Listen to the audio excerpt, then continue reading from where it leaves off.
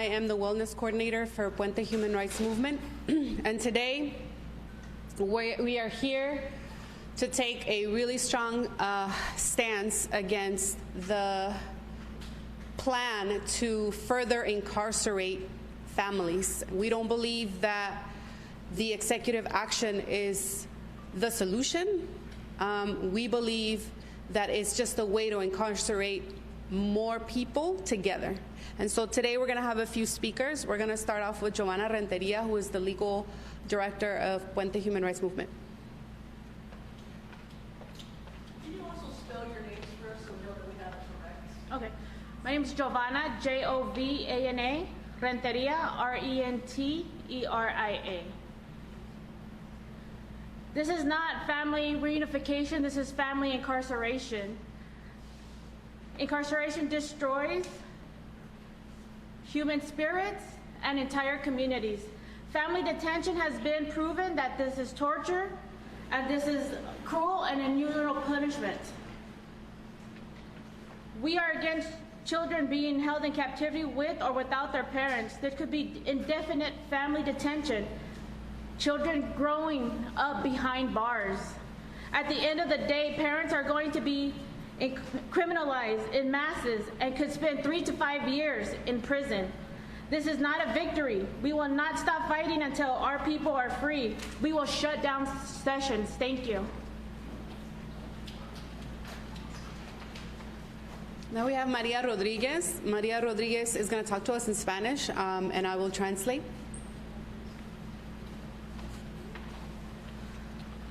Buenas tardes, mi nombre es María Rodríguez. Estoy hablando aquí porque yo fui víctima de las separaciones de familia.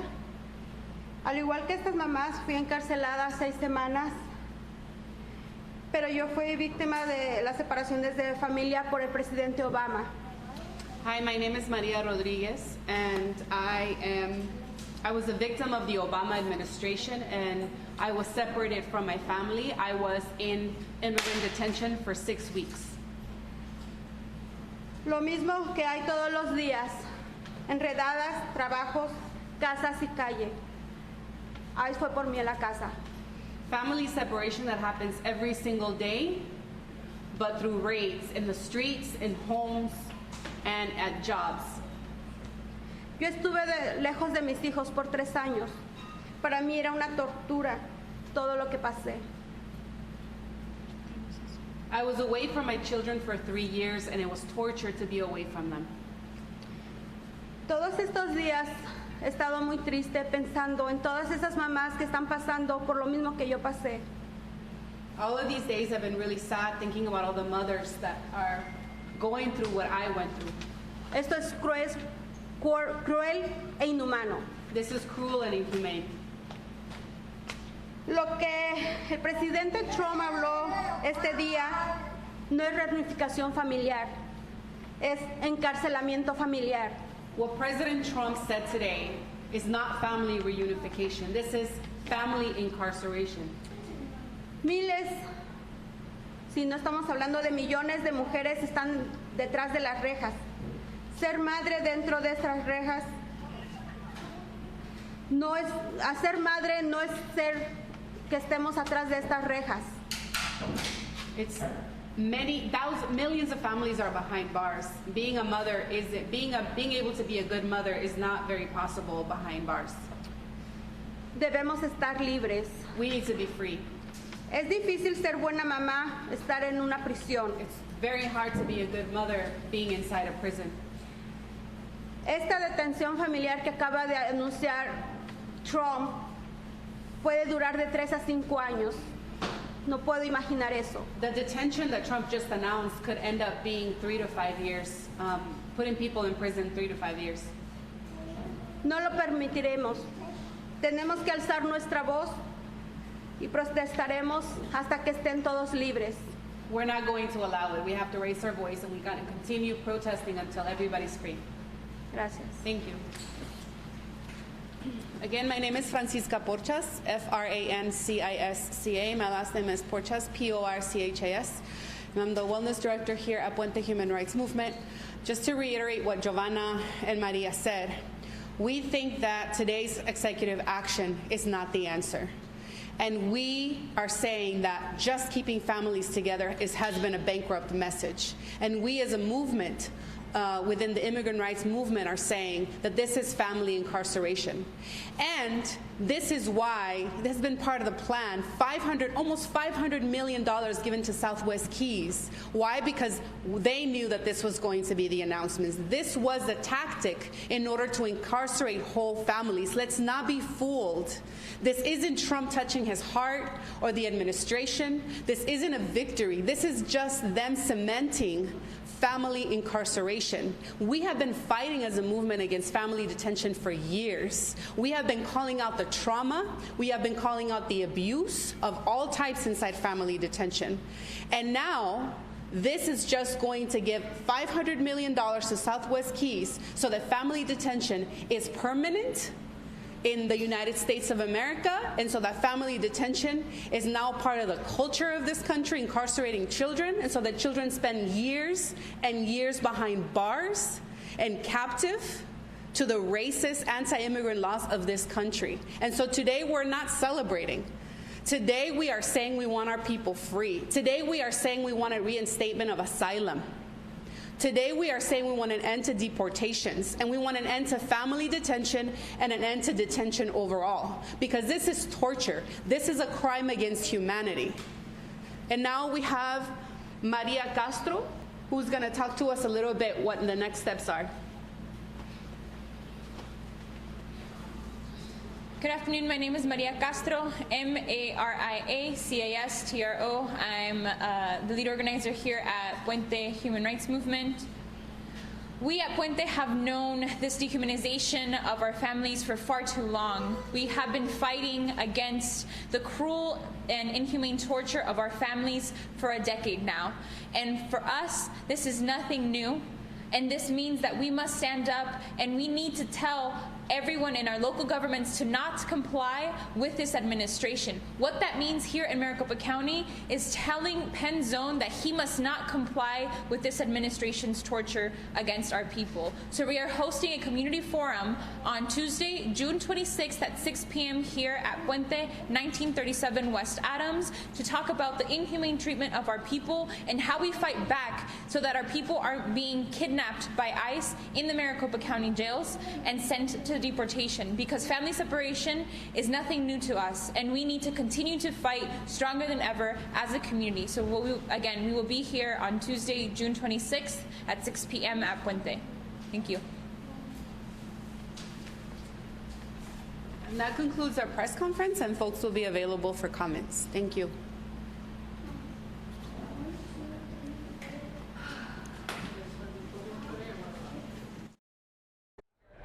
All right, everyone, we are going to take you out live now to Houston, Texas, where an immigration rally is currently underway.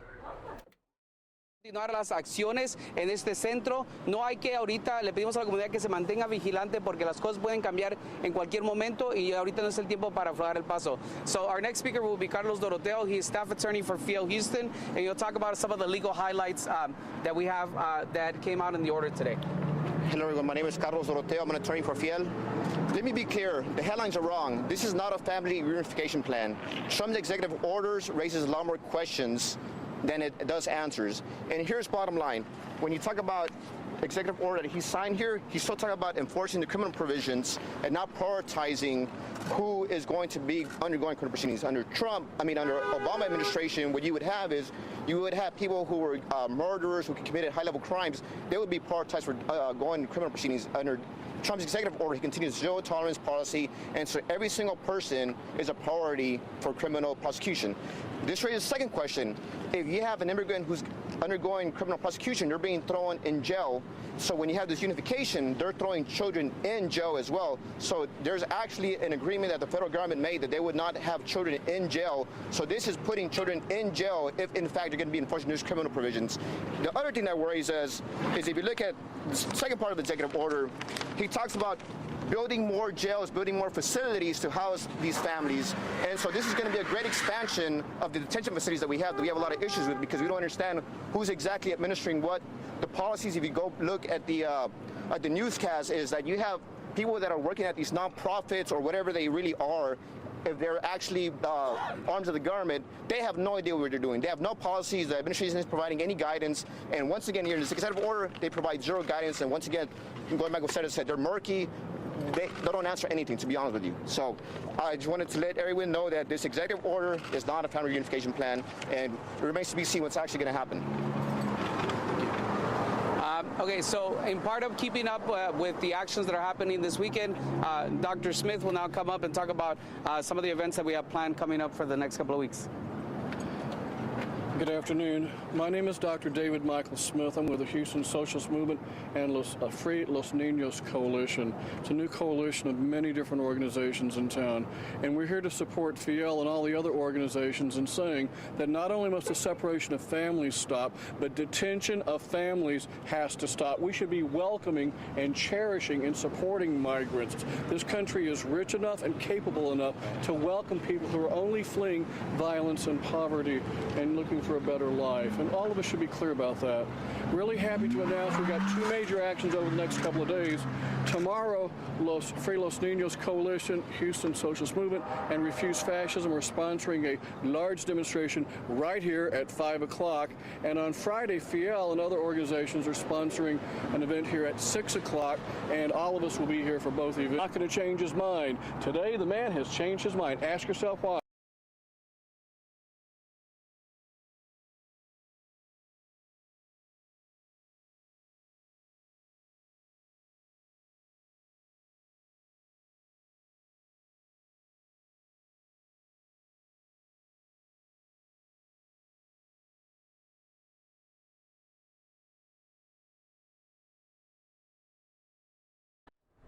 We are waiting to see if this picture unfreezes out of Houston, Texas. Hopefully it does.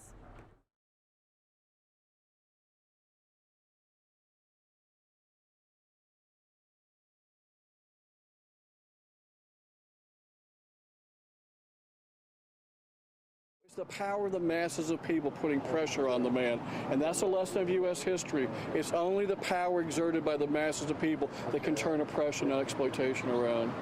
Thank you. Thank you. So with keeping up with the different actions that are taking place, there will be an action tomorrow at 5 p.m. There will be another action hosted by FIEL and another group of organizations hosted on Friday here at 6 p.m. And then we'll have Daniel come up to talk about the National Day of Action that it continues to be planned for June the 30th. So Daniel Cohen with Indivisible. Well, on June the 30th is National Refugee Day, and there's a National Day of Action that's taking place all around the United States. Washington, D.C., our neighbors in Austin, and right here in Houston, Texas. That's going to be at City Hall, and there's going to be a march that's going to go toward Senator Ted Cruz's office. It's worth mentioning that while the executive order has come out, as has already been mentioned, some of the details are murky surrounding it. But beyond that, the deportation machine has been in effect for a long time, and it has been heightened and exacerbated by the Trump administration for a very long time. So this order can come out, and if people see it, then there may be efforts to try to placate what's going on. But what's really happening right now is that the deportation machine continues to rage on, which is why we're going to continue to see actions that push back against that and strengthen the social that are happening. We'll now have another one of our attorneys, Raed González, y él va a dar un statement en español, un poquito de lo que dijo Carlos, pero lo va a dar en español. So Raed, with the González Oliveira Law Firm and FIEL. Saludos, buenas, ¿qué tal? ¿Cómo están? Pues este anuncio que ha hecho el presidente con esta orden ejecutiva no ayuda mucho, no nos dice exactamente qué va a pasar con todos los jóvenes que ya han sido detenidos durante los últimos meses. Están hablando de encarcelar a las familias y seguir la maquinaria de deportación como está. Inclusive la orden pide que se construyan centros de detención para familias. Una vez más, esto es parte de un sistema que no está entendiendo y está discriminando definitivamente contra hispanos, contra musulmanes, contra toda persona que está entrando a los Estados Unidos. Right now, the executive order signed by the president is not really doing much. It's just talking about detaining now the families. There's an accord in the Flores settlement agreement from the Ninth Circuit Court of Appeals that has said that they could not detain children for longer than 20 days. This is part of the executive order. They're going to try and seek an amendment of it. But right now, what the order is proposing is to continue to detain families, not separating them, but they're going to continue to be held. The order does not say anything about what is going to happen to the children that have already been separated or how they're going to manage this in the next few days. All right, I did want to acknowledge Alma Vasquez with Congresswoman Sheila Jackson-Lee's office. She won't make a statement, but rather Congresswoman wants to know that she did send a representative because this is a very important issue for her. So at this time, we'll have the attorneys come up. You and Brad.